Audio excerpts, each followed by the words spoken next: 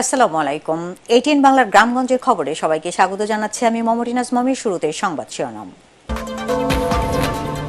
প্রবল বৃষ্টি ও পাহাড়ি ঢলে শেরপুর ও জামালপুরে নতুন করে বন্যা, 5 জনের মৃত্যু।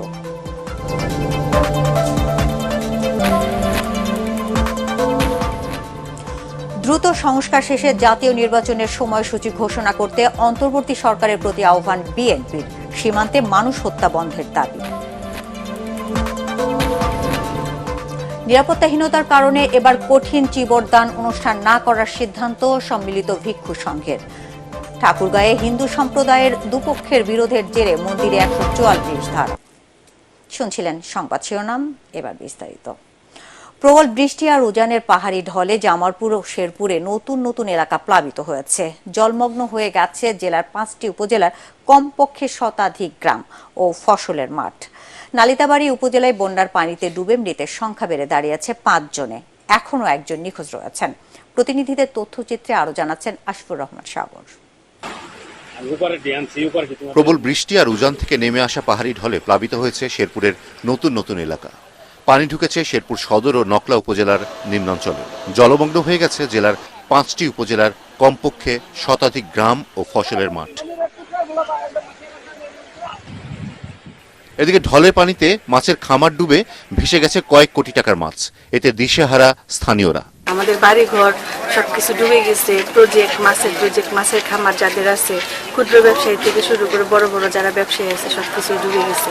ঘরের ভিতরে কোনো সমান পানি, এখন মাল সামান বাইরে ফিরে যেতে রয়েছে, কই যাবো কোনো ঠিক ঠিকানা নেই। কাল কম আছিল, সেটা খাবার পাইছি, আজ খাবার দাবার সব বাবা বাসা বুসা গেছে গা। আমার 2.5 থেকে 3 কোটি টাকার মাছ আছিল মিনিমাম, কারণ কিচ্ছু নাই, সব চলে গেছে মাছ। তো আমরা না খাই আছি, আমাদের দেখার মতো কোনো লোক নাই, এ পর্যন্ত আঙ্গার কোনো খাওয়া দাওয়ার কোনো সংগ্রহ করতে পারছি। এদিকে শুক্রবার রাতে নিরাপদ আশ্রয়ের সন্ধানে বের হয়ে বন্যার পানিতে নিখোঁজ হওয়া আবু হাতেম ও আলমগীরের লাশ ওই এলাকার একটি ধান ক্ষেত থেকে উদ্ধার করা হয়। এই নিয়ে নালিতাবাড়ী উপজেলায় বন্যার পানিতে ডুবে মৃতের সংখ্যা দাঁড়িয়েছে 5 জনে।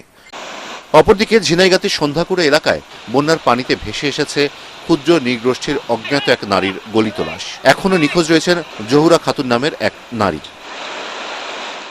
উজানের পাহাড়ি ঢল ও ভারী বর্ষণে জামালপুরে যমুনা ও পুরাতন ব্রহ্মপুত্র নদের পানি বৃদ্ধি পেয়েছে। গত 24 ঘন্টায় যমুনা পানি বাহাদুরাবাদ ঘাট পয়েন্টে 36 সেন্টিমিটার, জগন্নাথগঞ্জ ঘাট পয়েন্টে 24 সেন্টিমিটার, জামালপুর ফেরিঘাট পয়েন্টে পুরাতন ব্রহ্মপুত্র নদের পানি 43 সেন্টিমিটার বৃদ্ধি পেয়েছে। তবে সব পয়েন্টেই বিপদসীমার নিচ দিয়ে পানি প্রবাহিত হচ্ছে। আসিফুর রহমান সাগর, এটিএন বাংলা। দ্রুত প্রয়োজনীয় সংস্কার শেষে জাতীয় নির্বাচনের সময়সূচি ঘোষণা করতে অন্তর্বর্তী সরকারের প্রতি আহ্বান জানিয়েছেন বিএনপির সিনিয়র যুগ্ম মহাসচিব রুহুল কবির রিজভী। মৌলভীবাজার সীমান্তে বিএসএফ এর গুলিতে নিহত স্বর্ণা দাসের পরিবারকে সান্ত্বনা জানানো শেষে সাংবাদিকদের তিনি কথা বলেন। তার অভিযোগ, শেখ হাসিনা সরকারের পতনের পর পার্শ্ববর্তী দেশ সীমান্তে নিরীহ বাংলাদেশি হত্যায় মেতে উঠেছে। রিজভী বলেন, গণ আন্দোলনের মুখে পালিয়ে যাওয়া শেখ হাসিনা ক্ষমতায় থাকার সময় নির্যাতন নিপীড়ন চালালেও বেগম খালেদা জিয়া কখনো দেশ ও জনগণকে ছেড়ে যাননি।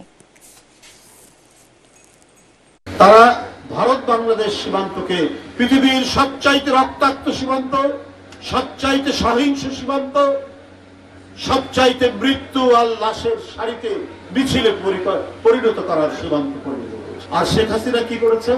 শেখ হাসিনা তার জোর জবরদস্তির ফ্যাসিবাদের 16-17 বছরে এত সীমান্তে হত্যা হয়েছে, কিন্তু তিনি নিশ্চুপ। প্রায় 3 মাস পর আজ থেকে ক্লাস শুরু হয়েছে চট্টগ্রাম বিশ্ববিদ্যালয়ে। সকালে চট্টগ্রাম বিশ্ববিদ্যালয়ের শহীদ মিনারে বৈষম্য বিরোধী আন্দোলনের শহীদদের স্মরণ করার মধ্য দিয়ে ক্যাম্পাসে ক্লাস শুরু করে শিক্ষার্থীরা। এর আগে ক্লাস পরীক্ষা চালুর জন্য মেধার ভিত্তিতে আসন বরাদ্দ দেয় কর্তৃপক্ষ। এরপরেই ক্লাস চালুর সিদ্ধান্ত নেওয়া হয়। গত 1 জুলাই থেকে বিশ্ববিদ্যালয়ের ক্লাস ও পরীক্ষা বন্ধ ছিল। ওই দিন থেকেই পেনশন স্কিম বাতিলের দাবিতে কর্মবিরতি পালন করছিলেন শিক্ষক ও কর্মকর্তারা। পরে কোটা সংস্কার আন্দোলনের প্রেক্ষিতে 17 জুলাই বিশ্ববিদ্যালয় বন্ধ ঘোষণা করে কর্তৃপক্ষ। আন্দোলনের মধ্যে শিক্ষার্থীদের হল ত্যাগ করতে নির্দেশ দেওয়া হয়। নিরাপত্তাহীনতার কারণ দেখিয়ে রাঙ্গামাটির রাজবন বিহার সহ 3 পার্বত্য জেলায় পবিত্র কঠিন জীবরদান অনুষ্ঠান না করার সিদ্ধান্ত নিয়েছে পার্বত্য চট্টগ্রাম সম্মিলিত ভিক্ষু সংঘ। দুপুরে রাঙ্গামাটি বনরূপা মৈত্রী বিহার পার্বত্য চট্টগ্রাম সম্মিলিত ভিক্ষু সংঘ আয়োজিত এক সংবাদ সম্মেলনে এই সিদ্ধান্তের কথা জানান পার্বত্য ভিক্ষু সংঘের সভাপতি ভদন্ত শ্রদ্ধালঙ্কার মহাথেরো। এ সময় 3 পার্বত্য জেলার 15টি বৌদ্ধ ভিক্ষু সংঘের প্রতিনিধিরা উপস্থিত ছিলেন। হিন্দু ধর্মাবলম্বীদের দুই পক্ষের বিরোধের জেরে ঠাকুরগাঁয়ের রসিক রায় জিও মন্দিরে 144 ধারা জারি করেছে প্রশাসন। সনাতনী ও ইস্কনপন্থীর বিরোধের জেরে আইন শৃঙ্খলা পরিস্থিতি অবনতির আশঙ্কায় ঠাকুরগাঁও সদর উপজেলার আউলিয়াপুর রসিক রায় জিও মন্দিরে কাল সোমবার থেকে 13 সেপ্টেম্বর বিজয়া দশমীর রাত 12টা পর্যন্ত এই নিষেধাজ্ঞা দিয়েছে উপজেলা প্রশাসন। উপজেলা নির্বাহী অফিসার ও নির্বাহী ম্যাজিস্ট্রেট বেলায়েত হোসেন স্বাক্ষরিত পত্রে এই আদেশ জারি করা হয়। এতে বলা হয়, শ্রী শ্রী রসিক রায় জিও মন্দিরে জমি ও কর্তৃত্ব দখল নিয়ে হিন্দু ধর্মের সনাতন ও ইস্কন অনুসারীদের মধ্যে দীর্ঘদিন ধরে বিরোধ চলে আসছিল। এই পূজা সনাতন ও ইস্কন অনুসারী দুপক্ষই একই মণ্ডপে উদযাপনের প্রস্তুতি নিচ্ছিল। এ নিয়ে দুপক্ষের মধ্যে উত্তেজনা দেখা দেয়। পরিস্থিতির অবনতির আশঙ্কায় নিষেধাজ্ঞা দেয় প্রশাসন।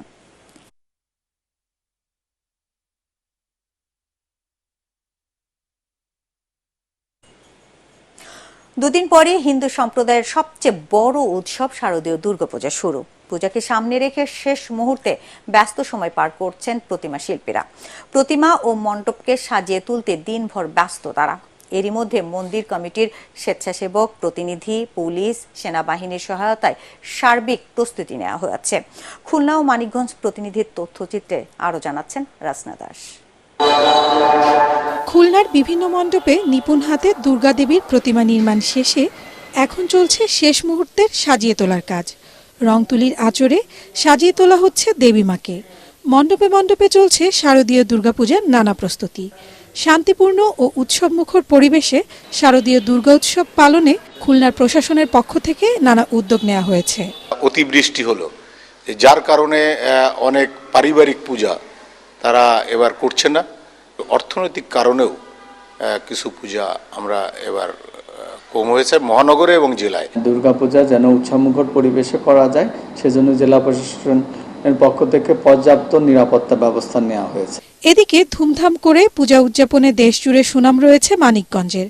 জেলার 7টি উপজেলায় এবছর 513টি মণ্ডপে অনুষ্ঠিত হবে শারদীয় দুর্গাপূজা। পূজা পরিচালনায় বিভিন্ন সংগঠনের সব ধরনের সহযোগিতার আশ্বাসে খুশি আয়োজকরা। আমাদের যারা রাজনৈতিক নেতৃবৃন্দ আছে তারা আমাদের পাশে যেভাবে দাঁড়াইছে, প্রশাসনও এখন অ্যাক্টিভ হয়ে গেছে।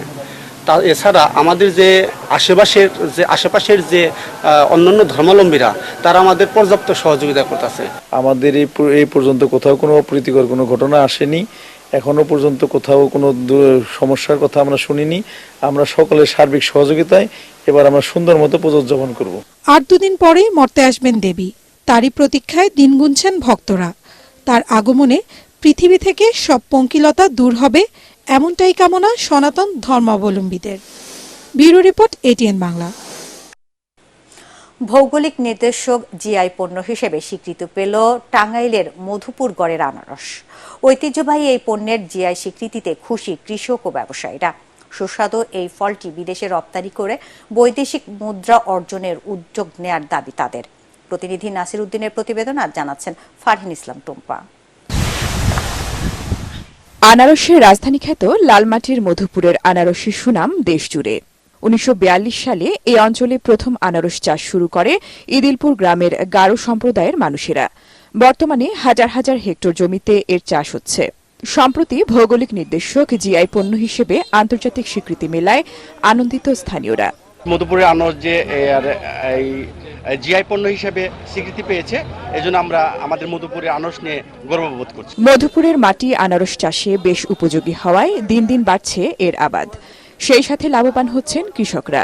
জিআই পণ্য হিসেবে স্বীকৃতি পাওয়ায় বিশ্বে এ অঞ্চলের আনারসের খ্যাতি ছড়িয়ে পড়বে এ আশা তাদের। তার দাম হইতাছে 20 টাকা, 18 টাকা, 22 টাকা। বাইরের রাষ্ট্রে আনারসগুলো দূর যাইতো, তাহলে আমরা সুযোগ সুবিধা পাইতাম, দাম বেশি পাইতাম। মধুপুরের জলছত্র বাজার থেকে প্রতি মৌসুমে 4 থেকে 5 কোটি আনারস চলে যায় ঢাকা, রাজশাহী, রংপুর ও সিলেট সহ দেশের বিভিন্ন স্থানে।